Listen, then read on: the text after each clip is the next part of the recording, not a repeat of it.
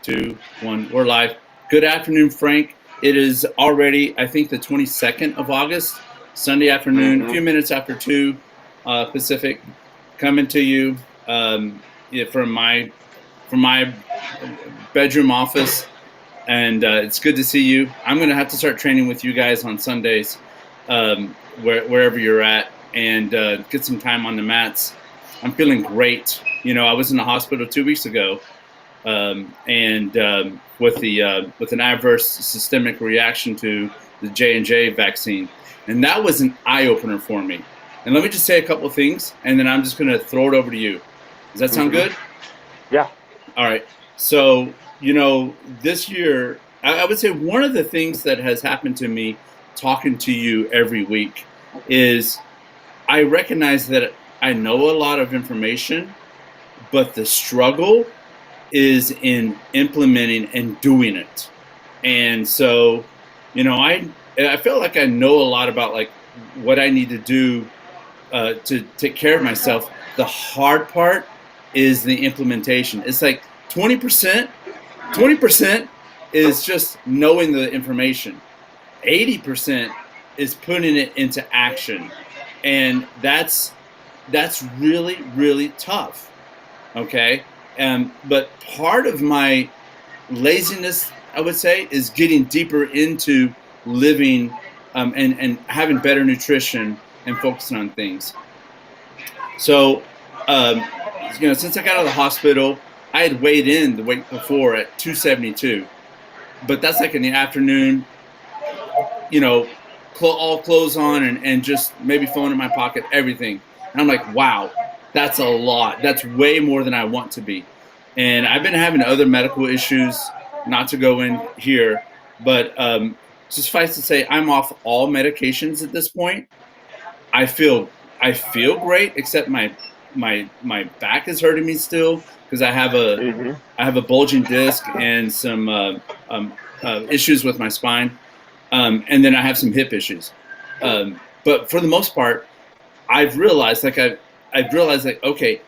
it's not going to get any better. It's going to get more painful as I go on. And so I addressed this first by, I went to the library and I just pulled down as many keto and cookbooks that I could find so I can start learning the process of doing all this. And it led me to a point where I'm like, I am fascinated now with just getting rid of the unhealthy kind of bad inflammation in my body. I learned that 1 gram of glucose holds 9 grams of water. And so whenever I eliminated all, no alcohol, nothing with simple carbohydrates or, any kind of carbohydrates in it, my target is 0 to 20 grams of carbs a day. And following that kind of approach.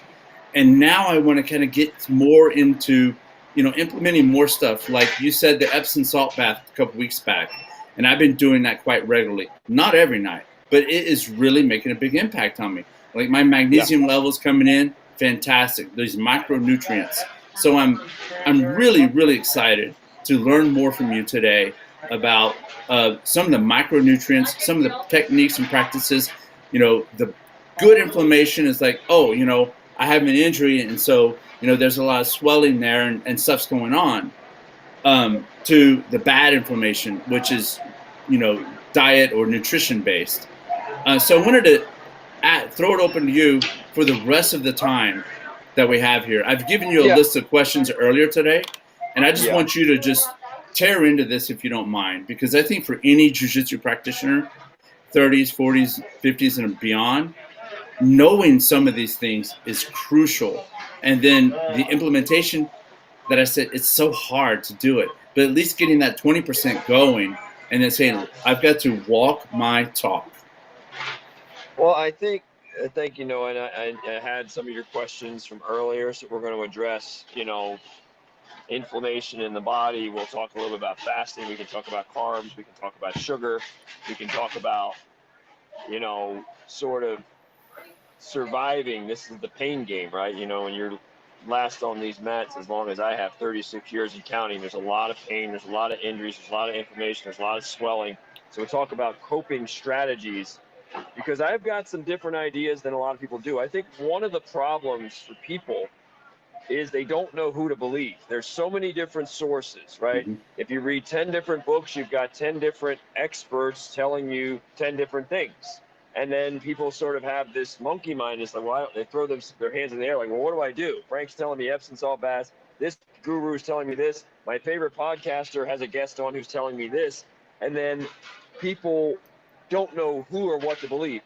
I'm going to just tell you now, I want to lay out some credentials here for people, because I think when I talk about nutrition and health and wellness, some people just think that it's just, I'm just a guy that's healthy that decided to do that. That's not the case. I mean, I have pretty dang good credentials to talk about health and wellness.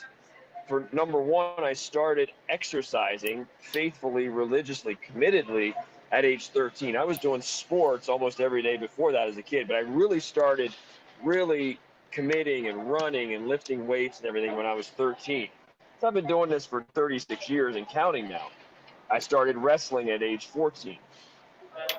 And I was the guy for a long time. People like, Frank's the healthiest eater we know. Like, that guy's living the cleanest. Like, in high school, I wasn't drinking. Everybody else was drinking, underage drinking, terrible thing. Everybody was doing it. I wasn't doing it. I was going to people's houses on weekends. You'd go, the parents would be away.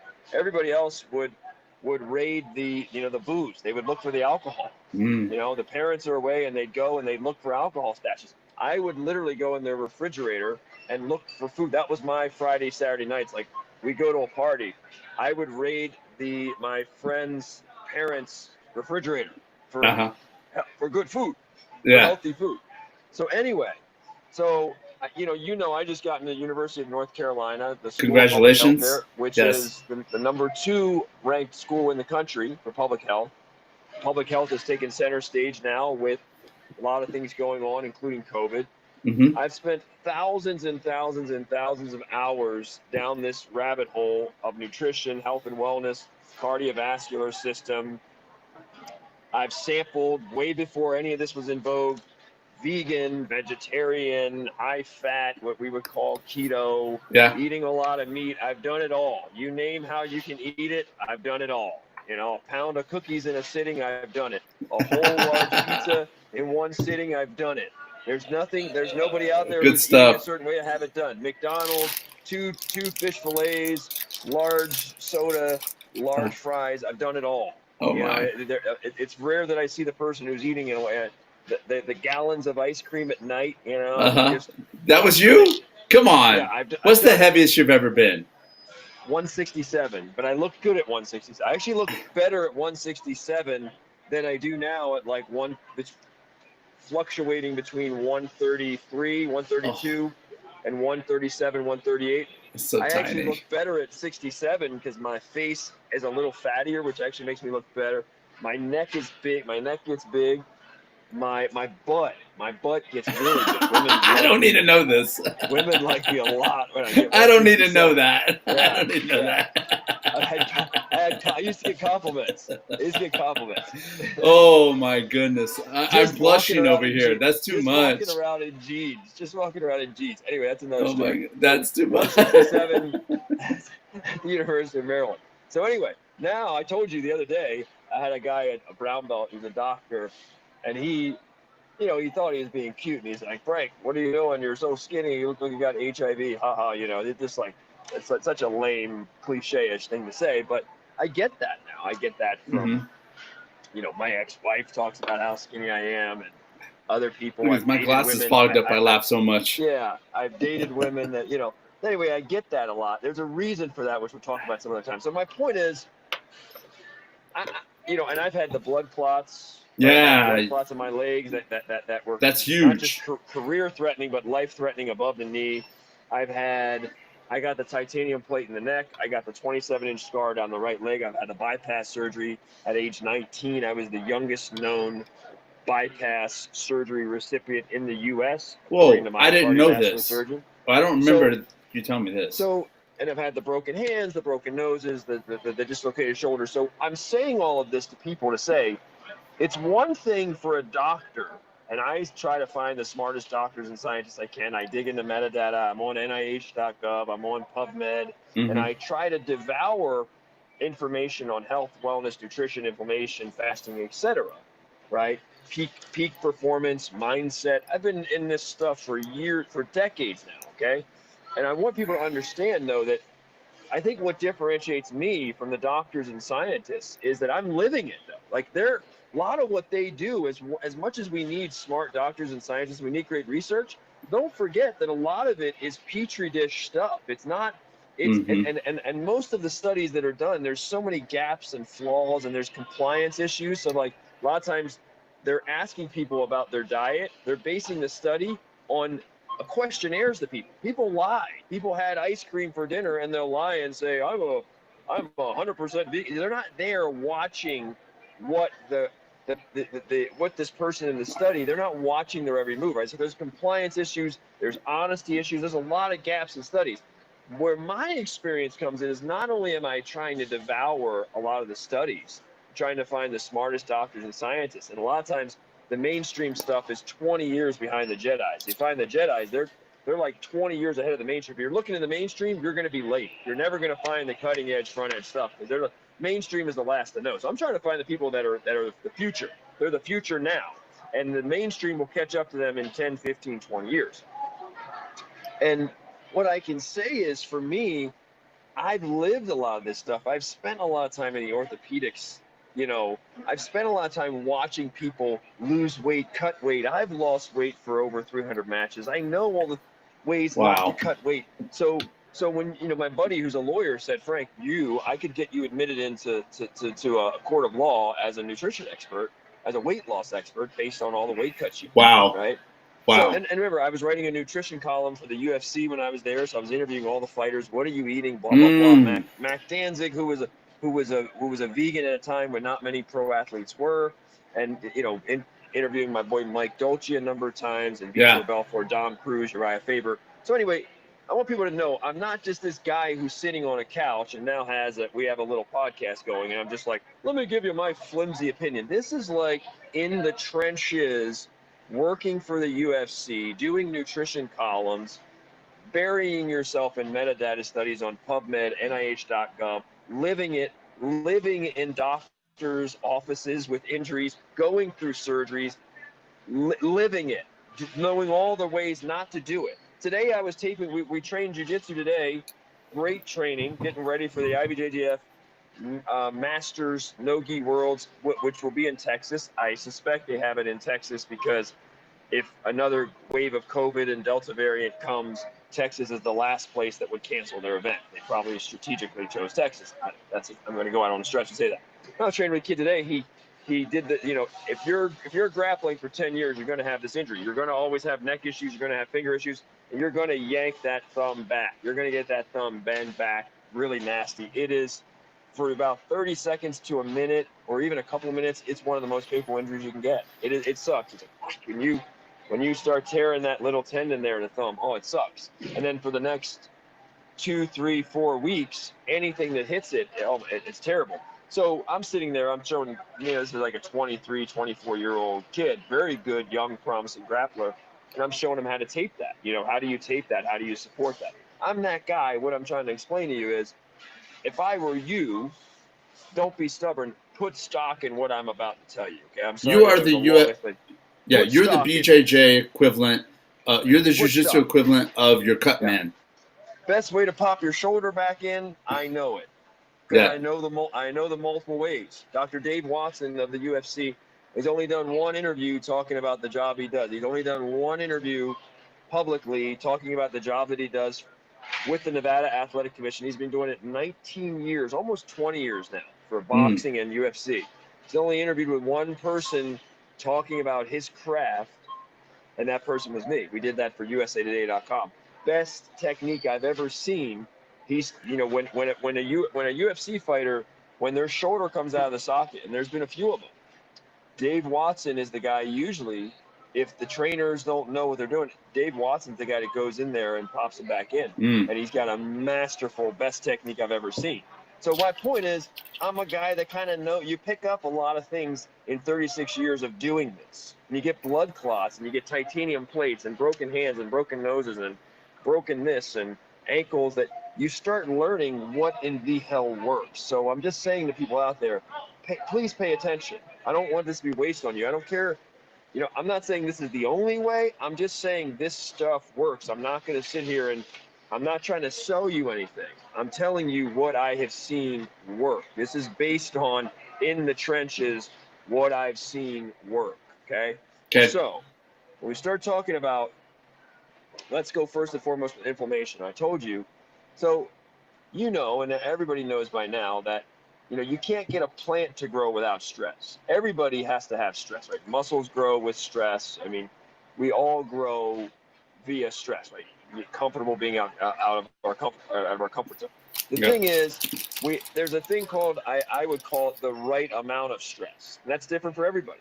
The right amount of stress will grow you. The wrong amount of stress will burn you out or make you want to, whatever, make you want to quit or whatever, right? So too much stress will get you hurt, like seriously hurt. It's the right amount of stress, incremental stress, that's going to build us, right? So with inflammation, when you have an injury, even if you have something long-term like what you're describing with the spine, which I've had those. I got a titanium plate in the neck. I've had back issues. I've had discs, whatever. I've had where my back locked up on me before. I've had that too. I'm a small guy, usually one of the smallest in the gym. When you look at inflammation, it's a multi-pronged thing. So what sorts of thing are anti-inflammation? Let's just go through a list of them. Stretching, yoga, right? Stretching in the right ways, the right stretches, can be anti-inflammatory. Why? Because what happens to muscle tissue is it tightens up. Muscle tissue, when muscles tighten, that's when you get spasms, that's when you get pain, that's when all of the nerves get crushed by, if I made a fist here and this all tightened up and it constricted, every nerve in there is getting pain. So forget about the disc, just even the nerves, you get a lot of muscle tension, right? Varying degrees of muscle tension, person's going to have more pain. So stretching is going to alleviate and roll that out. Massage can do that too, right? So massage is a method of that, of breaking up inflammation, breaking up scar tissue. But stretching is a way to alleviate the tension, alleviate the pressure on the nerves, alleviate pressure on the disc. So we're talking about massage, which is usually cost prohibitive unless you have one of those Theraguns, which some people love. You can go Theragun. A lot of people, very few people can afford in America. If you were in China, massages are pretty cheap there. I know people are going to make a joke about that, probably at this point, but you got Theraguns, you've got self-massage, you've got balls, you've got foam rollers. If you could, be Tom Brady and have somebody massage your arm 5 days a week, oh my goodness, that would do wonders, right? But then these other levels you have stretching, right? Yoga and other stretches, you got that. You've got, as I mentioned, the Epsom salt baths, 20 minutes. I would recommend them. If you have an acute injury, you could even do them 5 times a week. A normal athlete, you might do them 2 or 3 times a week. You can do as much as you want. They're going to help your sleep. They're very anti-inflammatory. Magnesium oil, you can buy it at Whole Foods. You can buy it online, Amazon.com. It's going to cost you about $12, $13. You can get it at Sprouts. It's fantastic. It's basically a magnesium salt. You're going to spray it on there, and it is, in my experience, it's going to make the inflammation go down. It's something you should have in your cabinet. It's a little flaky, so you don't want to, you'll look like like you have a drug addiction, or I'm not trying to be cute, but like a crack, somebody who's got like white, who's all flaked up. Sometimes you see drug addicts and things like that. You got to be careful with it. You want to put it on you for 15, 20 minutes, maybe a couple times a day, and then wash it off because it collects like very flaky. But the other thing that nobody talks about is that diets are inflammatory. What you were alluding to is sugars and carbs. And a carb is a de facto sugar. I want to repeat that. A carbohydrate is a de facto sugar. De facto being fancy legal word, meaning it's right there knocking on the door of being a sugar. That is what. So when people are eating, now I am not in the camp, Noah. So a lot of foods people are eating are inflammatory. So if you're a person that's recovering from injury, if you're recovering from an injury, your diet becomes huge. If you're an older athlete and you want to recover between workouts because you want to still train 5 times a week, if you want, your nutrition becomes huge. So because the recovery is linked to the inflammation. More inflammation, more lactic acid is a longer recovery for the older athlete, for the injured athlete. The diet becomes huge. If, as a starting point, as you mentioned, regardless of whether or not you're injured, even if you're not injured, even if you don't have a lot of inflammation, probably the biggest killer in the last 100 years, we're talking about viruses. I'm here to tell you, based on my research, and I think I'm 100% right, sugar is the biggest killer in the last 100 years. Nothing's killed more people than sugar in developed countries. Sugar is the top killer. It's a slow killer. It's just like a lot of drug addicts. A lot of drug addicts, when people have a severe drug addiction, that is a form of suicide to me. Severe drug addiction is it's death by 10,000 or 20,000 or 100,000 cuts. That person that has a severe drug addiction, and I'm not making light of it, it's a horrible thing. I've had brothers, I've had relatives. It's a serious thing. It's a sad thing to see. It is somebody slowly killing themselves, and they know it, and they don't know how to stop it. And it's tragic. Guess what? What if I told you sugar, and the experts that I trust, number one culprit in heart disease and in cardiovascular disease, and even in Alzheimer's, number one culprit is sugar. That is from all of the research that I have done and the experts I trust the most, it is sugar. Not just to mention all the inflammation, not just to mention if you want your arthritis to be worse, sugar, right? Oh, what happened? Sugar. Arthritis, right? Arthritis. Go with a lot of sugar. You want more gout, more sugar. You want to accelerate Alzheimer's, okay? Sugar. Because based on the research I've done, most of what Alzheimer's is just restricted blood flow to the brain, by the way. You can do your own research on that. It's restricted blood flow, all the spider veins and all. It's restricted blood flow, restricted oxygen, restricted nutrients to the brain. It is a form of atherosclerosis on the brain, okay? And there's plenty of smart people, alternative docs, and other people who are saying it's probably going to come out in the next 15, 20 years, and probably people will catch up. But anyway, what's not disputed, biggest killer in the last 100 years has been sugar.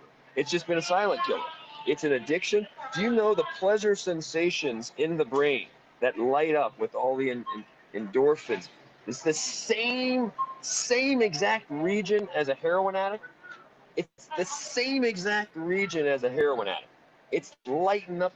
If I honestly believe, and I've heard people say, to get people off sugar is like getting people off heroin. That's why it has a hold on so many people. It's got a grip. You try to get somebody to lower their sugar, even if they lower their sugar, you said earlier, even when they lower their sugar, they can't lower their carbs.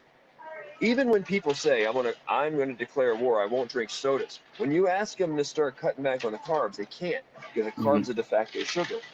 Carb is a freaking de facto sugar. So then they go to other places, right? They go to the fruit juices. They go to eating too much pasta, too much rice, too much whatever, which it's not as bad as, it's the fructose in sugar that's the worst. There's glucose and fructose, right? It's the fructose that goes straight to the liver that's the most damning and devastating. But so in any event, the sugar, there's nothing wrong with carbohydrates. No, so this is where we're going to get a little bit nuanced. There's nothing wrong with carbohydrates. What there is something wrong with is the standard American diet, what they call the SAD diet. There's something wrong with that. There's something wrong with the quantities we eat. There's something wrong with what they do, how they refine the carbohydrates, right? That's why fasting is so wonderful, because what fasting does, it's the same thing. If you have a drug addict, okay? I'm not an expert on drug addicts, but I've known a lot of them. I've known a lot of people, including relatives, that were drug addicts, and I've had a lot of conversations. And I can tell you this based on every conversation I've ever had with a drug addict. The only way they stop using is they have to go through withdrawal. You're not going to meet any serious drug addict, whether they're an alcoholic, whether they're heroin, whether they're meth, whether they're coke. There is a withdrawal period. Nobody gets spared the withdrawal period. Nobody. There's nobody you know that's been in remission of their addiction for 20 years that didn't go through the withdrawal, right? When you're an addict, you have to go through withdrawal. Guess what fasting is to the person who wants to be healthier? It's part of that withdrawal. It's part of the process. If you want to alleviate sugar cravings, if nobody's going to master, dude, my willpower and discipline is in the top 0.01. You're a 1%er yes, inside of 1%. I Yes. am well inside the 1% in You are. I know. Nobody who I've knows seen what me you will eat. say otherwise. And I can tell you, I still love sugar. I still love the carbs. I still love them. And I got the discipline of disciplines. So when I am like, still like, oh my God, okay. But the fasting is key for starting to try to manage that addiction. You may never master it. Most people may not. But to start winning, even to win at half the time, right? If you win at half the time, you add years to your life, you reduce the inflammation, you reduce the arthritis, you reduce the risk of dementia and Alzheimer's, you reduce the risk of cancers because cancer proliferates in a sugar acidic environment. Fact. If you want to make a forest fire or cancer, just pump sugar into the body. So even if you were to take in 50% less of the sugar and the refined crappy carbs, because we do have to make a distinction. Nobody should eliminate carbs for the rest of their life. It's not practical, and it's the wrong battle. I can tell you that based on having, what's the problem is what they've done to the carbohydrates in refining them, what they've done with glyphosate, what they've done with pesticides, which makes it produce a different insulin response. So with the way that we manufacture and refine these carbohydrates here, we've perverted probably 90% of them. I'm making a rough estimate. We've perverted them, and in perverting them, when they hit the bloodstream, and when the pancreas produces insulin, it's hitting it at a way higher rate, in a rate that's more akin to sugar. Holy shit, right?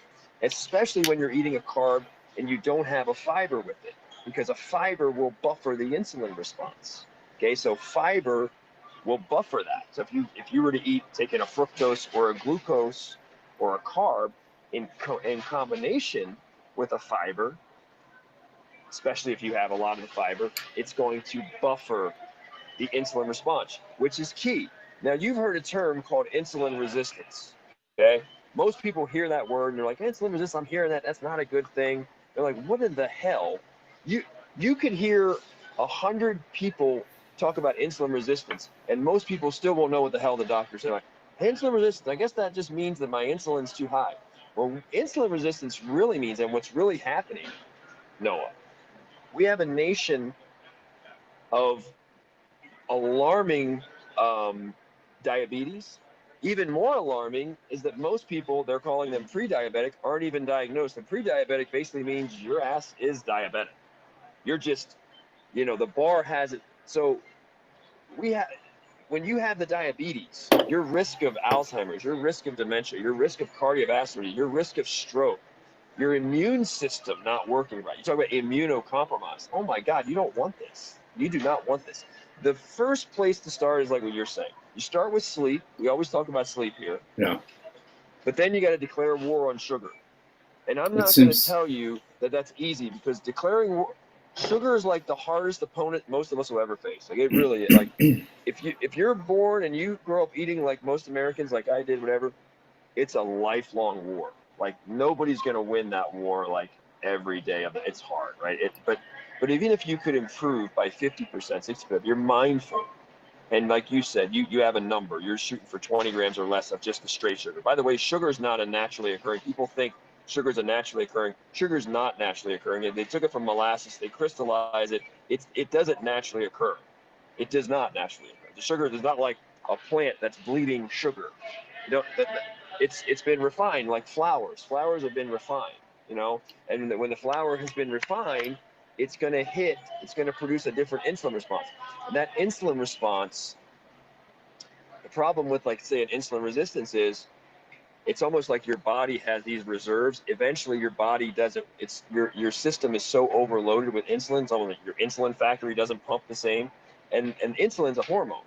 The problem also is that with a lot of these sugars, you start disrupting signals in the body, signals that are necessary for other hormones. For instance, ghrelin. Ghrelin is the hunger hormone, right? So these sugars and the fake foods, ghrelin doesn't even register. Just doesn't register. The signal that's supposed to tell you, hey buddy, I'm full, doesn't register. So the sugar in a lot of the sad American diet is so crappy that the signalings are disrupted. And then when the signalings are disrupted, the hormones are disrupted. Now you got the hormones for your metabolism, the hormones for your sleep, the hormones for this, the hormones for that. And most people, by the time they're 35, 40, they're completely out of whack. It's not just sleep. Everybody thinks, oh, my sleep is what. It doesn't work that way. So in any event, when somebody says to me, I have a serious injury, they should be tightening up their diet anyway, but they should go way cleaner on the diet. They should go with more sleep. They should load up on the Epsom salt fats. They should put magnesium oil in the cabinet. And if you want to get massages and Theraguns and foam rollers and all that too, you can do that. The other thing you're going to want to watch is your hydration, because your hydration is your flush. And whenever you have an injury too, you need a good flush. Just like toxins in the body, toxins accumulate. So if you're underhydrated, you're going to have more inflammation. Your injuries are going to have more pain when you're underhydrated. Especially as an athlete, cardinal sin. You should never be underhydrated. So in any event, this is what I think. I think that when we have these discussions about sugar and why should I eat healthier, people have to figure out a reason, whatever that why is. And it's not going to be usually a tournament or something for somebody. I'm always amazed, Noah, how many people that I meet that are like, Frank, life sucks, people suck, I don't want to live past 75. They have an aunt or somebody that has Alzheimer's or dementia, or people are dying around them, and they're like, I don't want to be 75 and on prescription meds, and the world sucks. I'm scared of what the world will look like at 75, right? I'm scared of what the world will look. So many people. Fair enough. It's a fair enough comment, right? Yes. It's fair enough. I mean, it's tough times. It's alarming to me how frequently I come across this one. It's alarming. I come across it all the time, which is, now let's roll back the layers of that. Say, okay, this person is saying 75 is going to suck. The world is going to hell in a handbasket because they're seeing the headlines. They're scared of what technology is going to look like. They're scared of what AI. They're scared of, whatever. If there's nuclear Armageddon, whatever, civil war, whatever. People are scared. There's so much in their heads. There's so many negative headlines. There's viruses. People are dying around them. People are depressed around them. Maybe they have a financial problem. So many people are up to their neck, and they're like, Frank, you're telling me all this great stuff about food. I don't know if I want to be 75 in this country. I don't know if I want to be. They've already got diabetes, or they've already got health problems, right? And so one of the battles we have to win is we have to think that, like, there has to be the premise that life is precious, that life is valuable, even if it's hard, even if there's suffering. Everybody has to because if not, Noah, then it's too easy to just be like, well, it's too easy to let ourselves go and just be like, well, who cares if I eat this double cheeseburger and this big gulp, whatever. I don't want to be 75, Frank. I don't even know if I want to be 65. I don't care. When it's my time. Yeah. Can I jump in here? It's my time, it's my time. Right. This is a huge issue when you roto-rooter the psychology. It's not. This is it. You don't need to waste time finding their why. You need to hear comments like this, and you're like, wait, this premise will defeat them. This assumption that they're making, it will defeat them. They won't even look for a stronger why. They'll be defeated by this premise. Go ahead, Noah. Yeah, no, thank you. I'm glad, because you brought this. Now you've walked it back to what I consider like a circuit breaker matter. This is, like with the power coming into your home, if you go into your breaker box and you shut those breakers off, it's all over. There's nothing happening. And you've went to the heart of the matter, which is your why. Why do we even talk about doing this? I was lying in the hospital bed, and they were talking to me about labs, and the doctors at the VA, they were internists, and so internists, to them, the human body is just a puzzle, and they're just trying to rule out methodically all that was going wrong with me to get to what was going on. But they made a comment to me, and they were concerned about my liver because it had some fat on it, and that was the first time I ever heard about what's called non-alcoholic fatty liver disease. I never, I thought, oh, fatty liver disease, that's for alcoholics. And I'm not drinking, my 1 to 2 glasses of wine a couple of times a week, nowhere near, what I would consider. But, if you add in my iced sweet tea, if you add in the pasta, the bread, we're going right there. And I'm a big boy. Well, I started thinking, this podcast is affecting me in deep ways. And one of the things you said several weeks ago, was we're curious. We're curious. You and I are friends, and we're on this path. So we have to take first as a premise that if you train jiu-jitsu at a basic level, you seek to get better. You seek to get better. And so the circuit breaker, the circuit box issue of the why has to do with longevity, because there's a really, wait, Noah, and this is what's interesting is what I was saying. It's actually reverse engineering the why. I'm telling the why not. People are telling me why not. In other words, Frank, this is why not. This is why I don't care as much about doing all of this right now and living a long time and making these changes. This is my why not. And so instead of me sitting there going in a circle and trying to find their why, what I've learned is let's find their why not. Let's find the premise or the assumption that is defeating them, that is blocking and preventing a stronger why. Because if I can't get them to agree that 75 could be pretty freaking awesome and that they're capable of it, they're never going to try to buy in on the diet. They're always going to be yo-yo dieters. They're never going to dial in. They don't have that commitment. So sometimes what you'll find, Noah, this is what's weird. To know thyself is like self-mastery. That's very hard. Most people don't know themselves. To know thyself. What you'll find with most people is, instead of always trying to find the why, which the why is great, but if you try to find the why not, the why nots are usually very quick. You can find the why nots really quick. Like what's the dominant record or dialogue or program that's playing in their head? You can find that one quickly. Like the defeatist assumptions, the assumptions of defeat. You can find those very quick. And sometimes instead of trying to waste time on the why, which we can get to later or over time, it's like, okay, here's 3 premises or 3 assumptions that are core and that are replaying over and over in this person's head. And until we can attack those and get rid of those, we're not going to change a damn thing. They're going to still be drinking the colas, eating the, and deep down, yeah.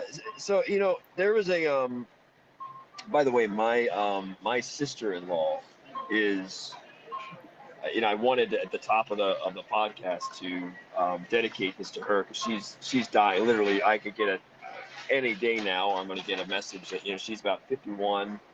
Oh, and so young. She died. She's stage 4 cancer, and she's in she just got moved to a hospice. And so I want to dedicate this to Leela and my brother Tony. She's she's just been an amazing. I'm sorry woman. to hear this. And, so anyway, I want to dedicate. There's a I listen to the guy Dr. Joseph Murray quite a bit. Ernest Holmes. These are 2 of the thought leaders of way back. These guys are early 1900s, but they would say things like, give the world your best and the world will give you its best, right? You give the world your, and this stuff is hokey to some people, or it's cliche-ish, but you remember I said in wrestling, there's an old adage, the next points are mine. The best wrestlers have a mindset that, like, even if you score, the next points are mine. Even if you scored, you're still going to lose. Okay. I'm just going to turn it up. A winner thinks like that. A winner thinks it's just hard. It's hard to defeat them. They have sort of this never say die-ness in them. And if people don't have that in them, it's going to be hard to really eat super clean for a sustained period of time, be more, you mentioned. So this is very important. Like, we've got to get people to buy in, that, like, we've got to get them to buy in and, like, have more fight in them, more fighting spirit, like that life is worth living, that you can win, that you can be super healthy, that even if the world seems like it's going to hell in a handbasket, you can live a good life. People don't believe these things. They're not optimists, glass half full. It's hard. My niece turned 21 today. She was a blue belt in jiu-jitsu, probably one of the most natural jiu-jitsu athletes I ever coached. I mean, I've never seen anybody pick up jiu-jitsu quicker. And she doesn't train currently, which hurts me. But anyway, she turned It 21. happens. Let it go. She turned 21. She got a job at a place here called True Fusion. True Fusion here in Las Vegas. They're very popular, like yoga studios. And she's Yeah. she loves it. She loves it because, just like jiu-jitsu, the reason she loves it is there's so many places where you go where people hate their job, they're overworked. You go to, like, a yoga studio, especially like True Fusion, it's a self-improvement. People are coming through those doors, they're in the self-improvement. You go to jiu-jitsu, the people that are staying, they're into growth. They have a growth mindset. They have a self-improvement mindset. And it's just, even just that, not even just the jiu-jitsu skills you're learning, just being around people that are wanting to progress, wanting to grow, want to put the work in, devoted to self-improvement, whether you're on a yoga mat. Like, these environments are not a dime a dozen. They're not. There's a lot of places where, you know, like, as I hear some of my friends, people suck. They want to tell me that people suck. Most people, if they can stab you in the back, will stab you in the back. There's a lot of people that walk around with this assumption now, and this is one of the beautiful things about where we are. If you're a jiu-jitsu athlete, I would say the jiu-jitsu athlete is more likely to want to improve their diet than the regular person. I would say that the faithful yogi is more likely to be like, I'm going to be a more mindful eater. Just being in certain areas of self-improvement, you're probably more likely to be surrounded by people that are like, hey, let's live healthier. I'm not saying they're going to be the holy grail of health, but you're just more likely to come across people that are going to be in the positive thinking, that are going to be in the healthy living, and then that can rub off on you. So I would say, for some people out there too, if you're losing the battle and you think, I can't win it myself, Frank, I can't win it. Hey, Frank, I can't afford someone like you. I can't afford it. Then I would say, again, go sign up for a jiu-jitsu school. Go sign up for a yoga place. Sign up for places that are a little more communal. The problem with a regular gym in general is regular gyms, especially now with COVID, they're not as communal. Jiu-jitsu is communal. You're going to start talking to people. You're going to make friends. Yoga mats tend to be communal. People tend to be, find hobbies. Cyclists, you find these cyclists around town, they pretty soon they start to congregate. Tennis clubs, people start to, tennis, you go to tennis clubs, people start, golf. Golf is a communal sport. Certain sports that are very communal. Your kids soccer, your kid plays soccer.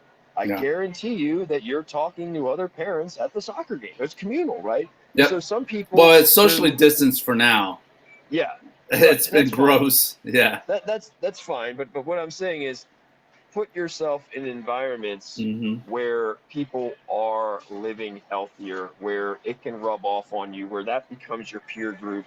And that automatically, for a lot of people over time, will make you put down the croissant, put down the ice cream, put down the sodas, And if you can't give up the sodas, then if you're drinking 5, let's try to get you to 2. If you're eating 5 candy bars, a day, let's get you to 1. I mean, these are things. But Noah, the final thing is that, so these things, these inflammatory markers in the body, say there are people that say, look, the hallmark of disease, the number one hallmark is inflammation. Yeah. there's no disease that any doctors are looking at that doesn't have. The problem that's dangerous is that when you have all the sugars and all the chemicals and the pesticides and the glyphosate, which is basically an antibiotic, when you have this bombardment, a lot of what's happening are micro inflammations that people don't see it in their 20s, but then they hit their 30s and then it catches up. So these insults, these micro inflammations are happening. They're happening under the radar, and they become ticking time bombs in our body. And so what I would just encourage people to do is, like, if you do go doing more fasting, okay, if you can do it, you can just start with a 12-hour fast, right? Pretty easy. Sleep 7 hours, first 5 hours, you don't eat, okay? 12-hour fast. Don't go crazy right now, because it takes time to work up. Sometimes it takes years to work up to really good fasting. And fasting meaning, you can drink water, right? You just don't take in any sugar, don't take any, you could drink even sometimes lemon water. Some people would do that, but just water or lemon water. But just by starting that, over time, you're still going to be a sugar addict. You're still going to have sugar cravings, but you're going to be taking in less sugar. That is a starting point for cleaning out your body, self-repair, autophagy, which you wanted to talk about. It's a starting point for self-repair, your body feeding off of its reserve fuels and fat. But it's also a starting point to say, look, I want to be less addicted to the sugar thing. You're still going to be a sugar addict, but I want to be less addicted. I want to control my sugar cravings more. Fasting. You want less inflammation in your body? Fasting. You want more mind clarity? You want more better energy levels? Fasting. Yeah. I mean, so anyway, I mean, I can go on and on and on about this stuff, but none of us, we're all white belts in something. But I'm just saying, I've lived this. I've made all the mistakes. I eat late night like I shouldn't. But I will say this. When I'm eating 11 o'clock at night, I'm eating like really damn healthy food. I just shouldn't be eating it. But when I do, I'm at least like, hey, I'm at least eating really damn healthy. And I exercise, and I'm committed. So a guy like me has a little wiggle to get away with some things. A lot of people out there, if you don't want to do it for you, when you talk about your why, find somebody you love that you want to stick around for, whether it's a kid, whether it's somebody that needs you, whatever, humanity, you have something to give, a message for humanity, books to write, whatever. Find people outside of you. I mean, I love this. The yogis did do this. A lot of yogis, when I used to go to yoga class back in 2003, I was going. And before class, we would devote the class to somebody. They'd say, pick somebody. Noah, pick, you close your eyes, you'd set your intentions, and you'd pick somebody you devote that practice to. And so when I would get into poses where, there are poses where things would hurt, and, you're running your own race, but I want to stay in it. And I would think about my friend Dana, who had her comas, or my friend Steven, who was in his wheelchairs. And I devoted this practice today to them. So I would squeeze a little more out of me. It was a little stronger why, because if I had just devoted to me, I'm like, well, I could let myself down today. I mean, this hurts. But I would go a little further for them, because I was like, wait, I dedicated this to them. I can give a little more effort for them. They deserve that. What you're talking about there is a fundamental concept of whenever you stop living for yourself and you live for your others. And, in yoga, the Sanskrit, it's called Sangha, but it's the community. When you live for someone else, that is the bridge to keeping you alive. Whenever, and as I said, several weeks ago, you talked about longevity, and that message to me it's been sitting on me and melting my resistance to things in my life. And part of that resistance, Frank, is what's so tied up in my own self-image and my own ego is that I don't know, I cannot see myself as a light heavyweight. I cannot see myself between 175 and 185. That is a different Noah. That's 90 pounds. If I can do the math right, that's like 90 pounds from when I weighed in. You cannot achieve what you're not aiming for. I don't know who that person is. Right. I don't know that person. There's no more Big Mean Green. Aim for the moon. Aim for the moon, and you'll fall among the stars. You gotta shoot for the moon, even if you get the 185 ideal Noah, and even if we got you to 195. Yeah. Wow, that's a lot of progress. So I've been using an app called Fastic, Fastic, Fastic Uh-huh. for tracking my fasting. And another one that I haven't done too much work with on the micro and macro nutrients is called Chronometer without the H, just CRO chronometer. And so I'm playing around with those apps and kind of figuring it out how to work with them. And you know, I never really heard this term called autophagy, but in fastic, you know, to me, I can if I've eaten in the last 2 days, I can go for another 2 days. If I've It's eaten, true. it's weird for me. I can fast. Yeah. It's easy. I don't know why, but it's like I hit No, that high look, it's gear. it's because the body. So for the first, I think it's the first like 16 to 18 hours, the body is sitting there begging for its sugar fix and its glucose. It's been trained. It's on the glucose. So what people don't tell us is they're like, the body is programmed to run off of glucose. Body has two tracks of energy it will run off of. It has the glucose fructose track, you know, and you can even say it's like a sucrose, but it has that track and it has the fat track. And the reason that we've been brainwashed for all these years to believe that, oh, our bodies and our brains are meant to run off of glucose and sugar is a self-fulfilling prophecy. That's just what we demonized fat. So it was like, of course, we trained our bodies to run off of that. So since we're sugar addicts and we've trained our bodies to run off of this glucogen and the fructoses, it's like, okay, the first 12 hours, 14 hours, 16 hours, 18 hours, the body is like freaking out, and you can even get irritable, you get, you know, it's withdrawal. The body's Hangry. like, where Yeah. in the hell is my glucose? Where's my Where's sugar? my Where's sugar my fix? carbs? Yeah. It's freaking out. Then it starts to realize, just like in the old days, going back anthropologically, hunter-gatherer days when you had to go out and hunt your stuff, pick your stuff, collect your stuff, you had to go out and work for it. There were times you didn't get to eat.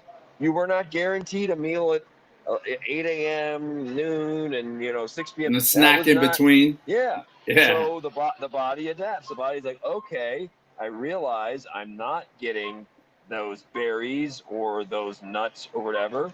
I got plenty of reserves in the fat. I'm gonna go feed off that fat, and it just goes off of that track. And the fat is a way better fuel. It's an ocean of fuel compared to, like, you got a river. Your glucose is a river. It's a quick source. It's more It's like a not gonna ditch. you It's can't like a run ultra ditch. marathon. You can't run ultra marathons off of that glucose unless you're constantly feeding the fire. There, you could run ultra marathons off. People off, give them water, and they can do that off their fat reserves. It's fantastic fuel. It's a better fuel. Makes sense. So autophagy, the guy who I think popularized, was a Japanese guy. Won a Nobel. I think believe he won a Nobel Prize for Yeah, it. yeah, yeah. It's for what I've learned But so far. Yeah. it's fascinating because it's based on the notion, like, even like with atherosclerosis and plaque. What's fascinating about it is that the body, kind of like, I mean, and I pardon my French here, but like fertilizer, crap, manure, right? What do we call? I mean, pardon my French, but the shit, right? If it has a use in nature. Like, some of the best fertilizer, some of the best soil you can have, that's Compost. manure. Yeah, that's Compost is manure. It's awesome. crazy. Yeah, this intelligence, this whatever, this infinite intelligence or this cosmic or God intelligence that makes the world go round and has created all the rules, Hmm. it it wastes nothing. Nothing goes. Everything in nature has its place, or it becomes food for something else, or it becomes, the death of one thing becomes the opportunity of other things, right? So you're talking So about the autophagy process here. that's autophagy. Autophagy is Autophagy. the body's wasting nothing. Even the plaques that have built up in your body, everything, the fats, everything that's toxic, it's saying, not me now. I'll take care of it. I'll go in and take care of it. Spring Recycling, huh? cleaning for the cell, recycling, self repair, Yeah. self maintenance, like a cat. A cat. If you've ever seen cats clean themselves, they sit there and they know what to do. Yeah. You don't need, they don't need you to run them through the bathtub or Not whatever. like the They don't need dog. it. The They dog's a know what to mess. do. This Yeah. this is the thing, Noah, and this is where a lot of people. This is where a fundamental disagreement with the people that are the health experts or doctors and scientists. Okay. There's two different schools of thought. Uh-huh. One is you have scientists and doctors that are like, look, the body is a mess. God, whoever created it, messed up. There's so many flaws with it. Genetics are flawed and whatever. Then you have people like me that are the other extreme who are like, no, the body's intelligence is amazing. If you get cut, it heals you. Your body knows what to do. It is so smart. It's smarter than any medicine you can give it. It's smarter than any needle. We believe in the power of the body's intelligence if it's properly fueled. And so autophagy to me is like the perfect example of like, man, if we do our part, autophagies, we fast and we can do that. The autophagy goes in and just works wonders. The body is so smart and says, I know what to do. I know where to clean. I got you. I know how to handle this inflammation. I know how to handle this injury. But we usually never give it time to do its thing. We usually are bombarding it. We're underhydrated. We've got tons of chemicals. We've got antibiotics coming into us. We've got tons of prescription meds. We're stressed out of our minds. We've overwhelmed our immune system. We've got our immune system fighting 10 battles at once. And then it's not so smart and it's not so great because we're not giving it the weaponry. We're not giving it the tools. But when you give it the tools, again, this is a theory, but I subscribe to this theory, which is the human body knows, just the same as if you cut your finger, your body's smart. You don't have to work on ways, your body is going to work on healing that cut from that moment. You could do something stupid, get an infection, whatever, but your body's going to do most of that work. You're going to keep it clean, whatever, but your body's going to do most of the work to bring that finger back. It's going to make it happen. It just doesn't. Yeah. Your brain tells you when you got to go to the bathroom. You don't have to there's nothing special you did to your body to say, hey, tell me when I have to go to the bathroom, or tell me when, you did when you're tired. There's nothing. Your body is got all these signals that just go, and you're like, where'd that even come from? Who programmed that in me? It just is. So someone like me says, hey, the body in general is wired to be magnificent. It's super intelligent. It's smarter than any medication. But if you're not doing your part, it's going to fail you. The immune system's going to fail you. Your recovery from injury is going to fail you. If you're not taking care of yourself and meeting your immune system halfway, it's not going to work. So our job is to cut the carbs, cut the crap, and fast. 18. What's the longest you've ever fasted? Like, what is optimum? Like when is the Fastic app, has a little warning on there. It says don't fast too long. But it says between I think it's either 14 to 18 hours is like prime. But what is so I got a lot of repair work to do on me. So it depends on who you're listening to, who your expert is, who your guru is. But I subscribe so far, and I reserve the right to change my mind because I think you're growing. You're growing. Smart people change their minds. We think we know one thing now. Nutritional science is only 100 years old, so most of us are even the smartest people are babies at this. We still know very little. So anybody who acts like they know everything, it's like, no. The smartest people just know more than most everybody else, but we're all babies. The human body is so complex. But right now, today, what I'm subscribing to is that. So, one of the huge benefits of fasting is growth hormone. I mean, your natural growth hormone and testosterone are if you said to me, I naturally want to increase my testosterone and my growth hormone, I mean, sleep is huge in that, fasting's huge in that. And really, you're not going to start getting the benefits of that until, again, based on the experts I trust the most now, you're looking at probably around 18 hours of fasting. Until then, your growth hormones bloop.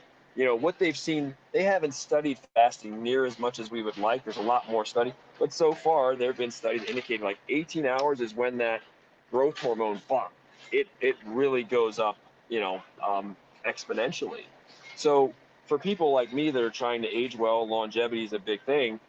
I usually am fasting 13 to 15, 13 to 16, but now I'm going to start working my way up. I used to do 24-hour fast when I was wrestling. It wasn't really fasting because it wasn't something I wanted to do. I had to cut weight. This is cut weight. That's not. So now to consciously do it and fast, I haven't done a lot of 24-hour water fast. You want water with you. I would never recommend. You gotta always, So for most people out there, without giving you advice, I'm just talking about me, because everybody's not ready for certain fast. Fasting is something that really you should do under the guidance of an expert, because we're all different.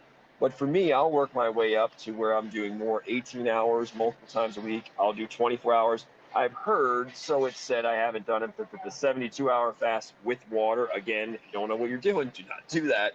But that's where the mind clarity, the people that get the greatest mind clarity, day one can suck fasting, day two is better, and then day three, a lot of people report like, I feel amazing. Their body is totally feeding off of the fat. And this is the other thing. There's all kinds of stuff where there's just different experts out there. Some experts contain that your body has tons of vitamins and minerals in it, but that just like the fat, it's trapped in these reservoirs. So your body, there's people that say the same thing. All the cholesterol you need, all the vitamins, it's already in you, but it's locked away because we train our bodies to be like, where's my vitamin A? Where's my vitamin A? And in the same way, if you denied it there and you stopped eating for a little while, you're fasting, you have reserves of vitamin A. Now, this is disputed, but I'm opening my mind up to the possibility of like, oh my gosh, maybe that's why people are feeling really good on day 3, day 4. They report this mind clarity and they have water because their body is tapping into these reserves, maybe not just the fat, but it's tapping into other vitamins and cholesterols that are in the body, because cholesterol is key for like some of the the hormones and the testosterone, and maybe also, see, when you eat a lot and we're eating 3, 4, 5 times a day, that takes a lot of energy and it yo-yos your insulin. So a lot of times we're interfering where it takes a lot of energy to digest your food when we're constantly eating. So when you eliminate that, your body's running off of fat. If it's tapping into other vitamins, it's tapping into cholesterol. And oh, by the way, you don't have the energy drain of digesting that meal, which is a huge energy drain. You can see where some of the shamans and some of the sages and some of the very spiritual people are like, and some very creative people are like, bro, I'm telling you, you do it, you'd be amazed. But most of us will never do a 72-hour water I'm fast. gonna Most do of it. us should. I'm gonna crush it. Yeah, but I gotta ask you, balance that with the argument. Well, I know that what little I've been learning, because I've been listening to a book called Switch, and it's Yeah, about autophagy, yeah, and so I'm learning all that, and the doctor mentions, I think he's an endocrinologist, but he mentions the Japanese Nobel Prize and winner yeah, who discovered this process. But yeah. I balance that with an argument that we've heard before about, oh, that'll slow down your metabolism.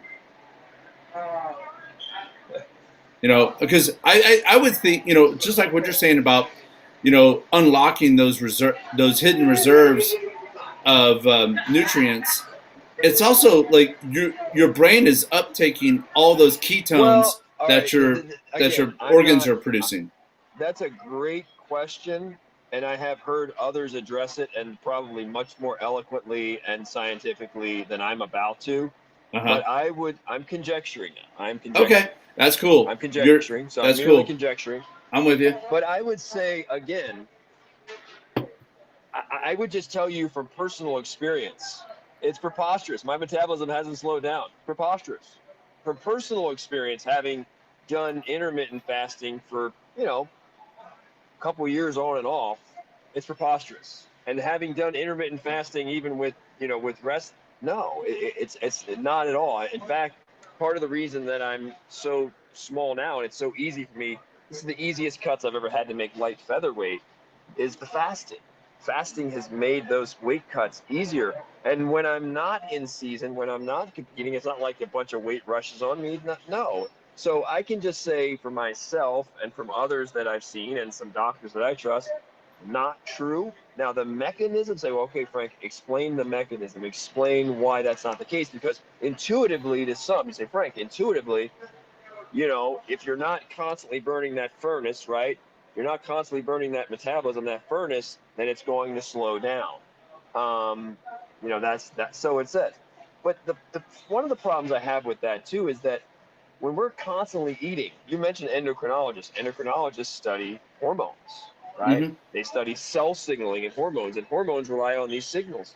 When you're bombarding yourself with the standard American diet, the SAD diet, and all the sugars and all the carbs and all the chemicals and toxins and glyphosate and antibiotics, bro, you're trashing your signals. So don't sit here and tell me about my metabolism is going to slow down. The reality is that the way that most people are eating, if frequency was supposed to be working, it ain't working for most people. I'm not saying there's not a bodybuilder or somebody else out there who's eating 5-6 meals, but for most people, it's not working. It's not working. Like that experiment of, well, I need to eat 4 meals a day, 5 meals a day, or eat 3 meals a day and then nibble for 2 more meals, and therefore my furnace is working all the time and it's working. It's not. 2/3 or more, roughly 70% of adult Americans are clinically obese or overweight. So that experiment of the bigger plate, more food, furnace is always working. It ain't working for most people. It's not working for most people.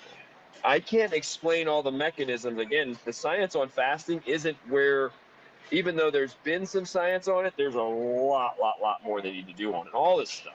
You know who I would love to hear? I can tell you anecdotally, it's not true. Your metabolism, your testosterone, your growth hormone. No, my metabolism is pretty dang quick. And everybody says, well, Frank's just made to be skinny. Yeah, I'm not a big. I'll tell you, I got tons of people in my family that are really heavy, tons. Okay. And if I let myself go, I probably would be 190, 200 pounds. So I don't want to hear that argument because if Frank's just a skinny guy, it's like, bro, if I let myself go, I could be 190, 200 as well. So I'm the size that I am partly because I know what I'm doing. Yeah, well, this gets in, if we get past this conversation right here, like a separation and go into the next section of this conversation that we'll have to do next time or whenever we can, Frank, is, not only is like, as I'm fasting, as I've shunted carbohydrates out of my diet, I'm not adding slices of bread, making garlic bread, pizza, all that good stuff. As I've done that, and my body starts to naturally burn through all of my fat stores. Yeah. There's something else later on, which is, this is only the first battle. You and I talk in Jiu-Jitsu, when we're doing the head and arm choke, we talk about the battle of the elbow. Getting past that and then getting into setting in the choke, just setting it in.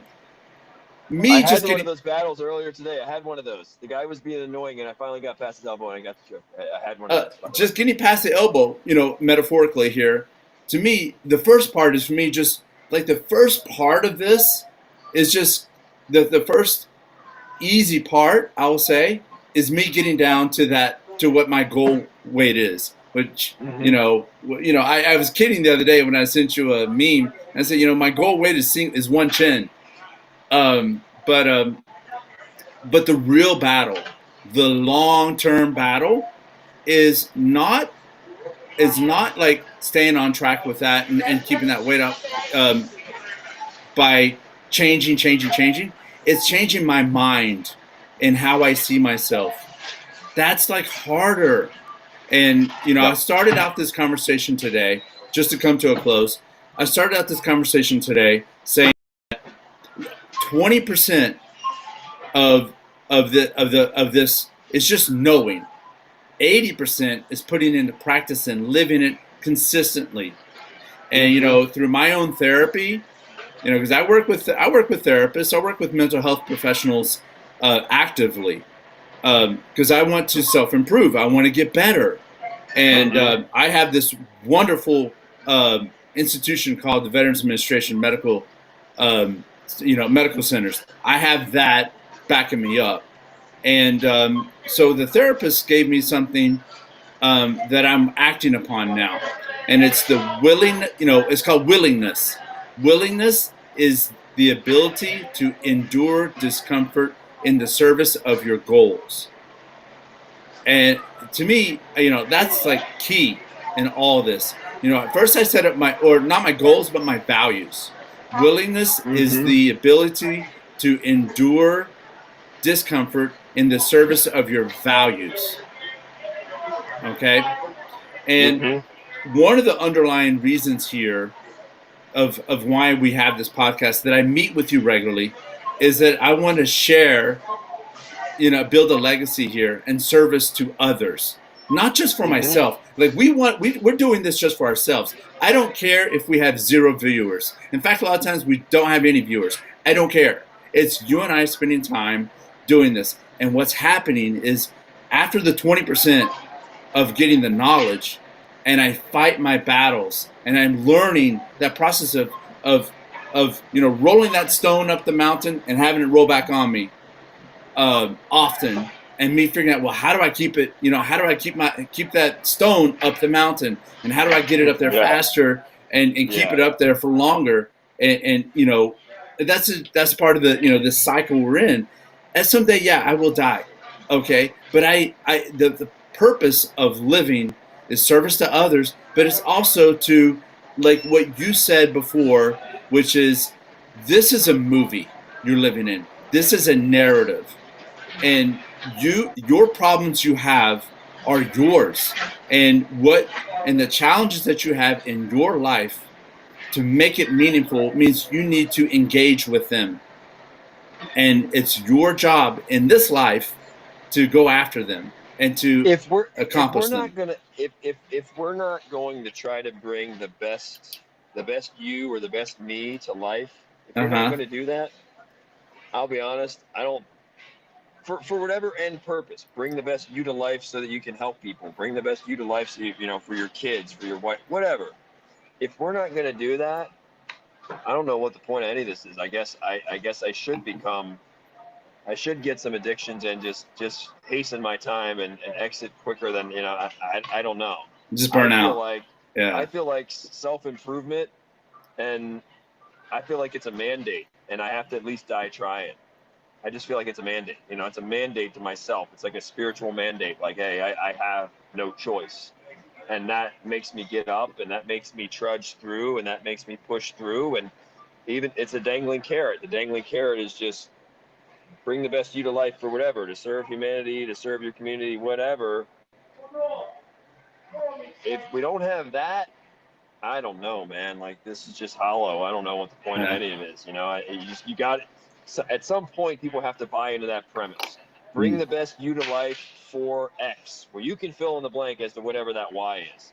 But if you can't agree to the first half of that, I want to bring the best me to life. I want to constant self-improve. Yeah. I don't know what to tell you. Yeah. It's good stuff. Yeah. So. Well, thank you for your time today and sharing your knowledge. It's amazing. I'm just over here like a sophomore trying to become a wise fool, and you have spent nearly 4 decades in direct practice of this. One of my key weaknesses in my life has always been, I've gone after that 20%, that knowledge, but I'm not so strong in putting it into action and walking the talk. It's so hard, Frank. It is so hard. Because you're too smart too. So you have, some of it's anxiety, some of it's confidence, and fear of failure.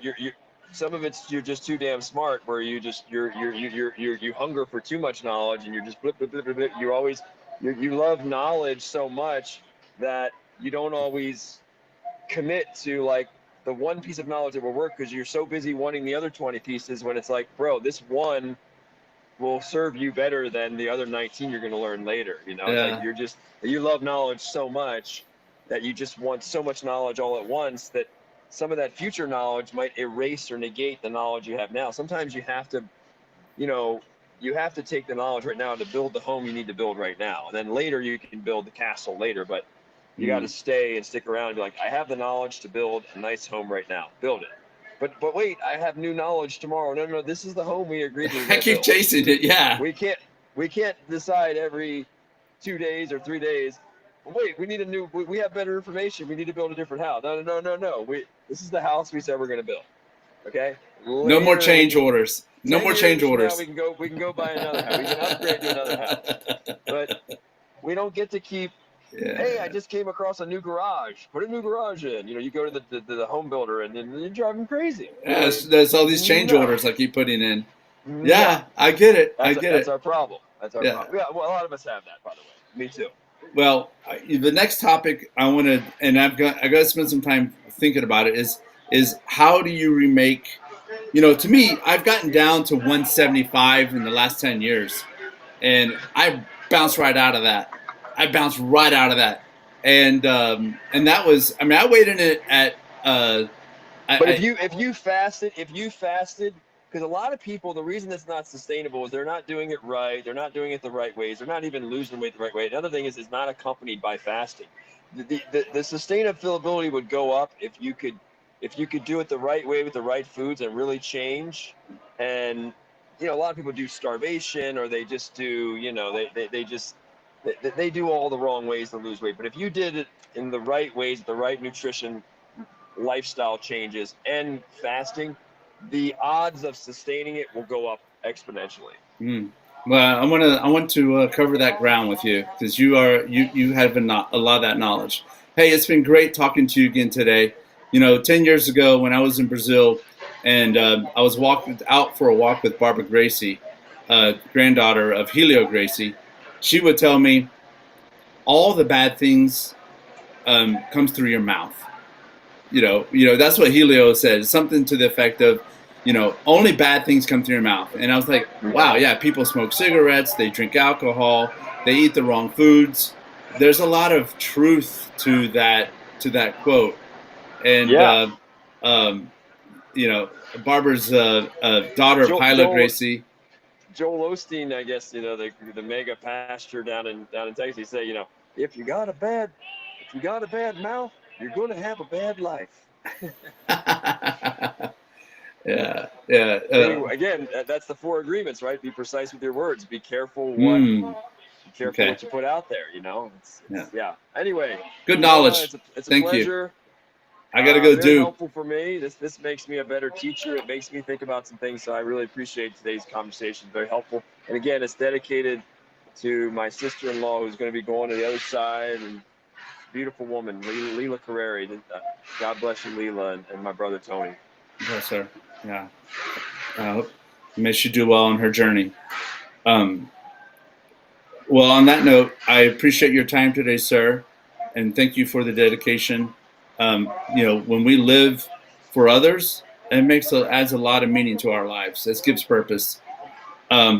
So that said, I'll see you next week, 2:00 Pacific, 5:00 Eastern. It's the Everyman BJJ podcast. We've got some guests we're working on bringing in, and just syncing up schedules and getting those commitments. We got to get Jordan on. I saw Jordan the other day. We got to get Jordan on. Let's do it. So. Let's do it. It's a good time to catch up with him. All right, Frank. And thank Sapo. you very much. Bye, yeah, Noah. Sapo. All right. Take care, sir.